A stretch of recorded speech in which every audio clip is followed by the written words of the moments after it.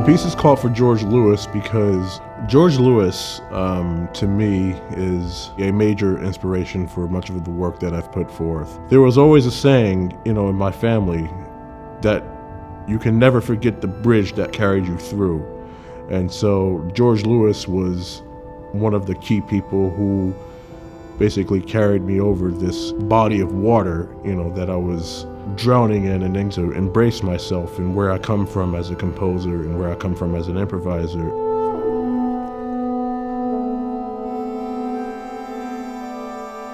It's about a 53-minute long piece, and it is about these really beautiful but very still sonorities. It's a kind of piece that immerses the audience in a space, in a feeling of atmosphere. And then out of that, as the piece goes on, these melodies begin to emerge. It's like the space that Tyshawn has put us in with these really beautiful, long-lasting sonorities gradually just opens up this room for lyricism to emerge. For me, it's all about letting the experience sort of wash over you and really, let you take everything all in, and you decide to deal with it however you deal with it.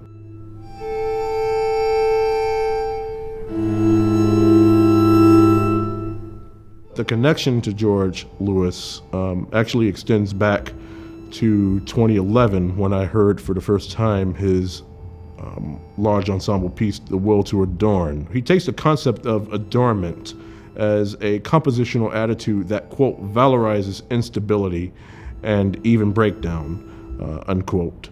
And so for George Lewis sort of deals with adornment also in terms of how time passes, and how long it takes to get through a piece like that, as a listener or as a performer. There are multiple repeats. There are a lot of soft things happening subtly, but still needing to be extremely accurate. And the piece is going to be about an hour long. So that's a level of mental and physical endurance that is unusual even for a classically trained orchestral musician. There aren't that many symphonies out there that are an hour long. And even when there are, it's very rare for them to be as complex and as layered and as intense as this piece.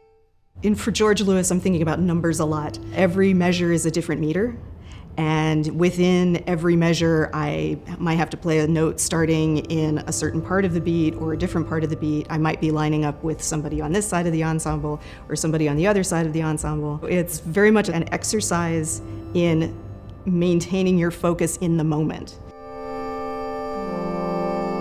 Our first experience of working with Tyshawn was when he came and created one of his Autoschediasms pieces with us. What Tyshawn is doing in the Autoschediasms pieces is he's leading the ensemble who are creating musical material on the spot, and then he is taking that material and shaping it into a composition that he is creating live with us.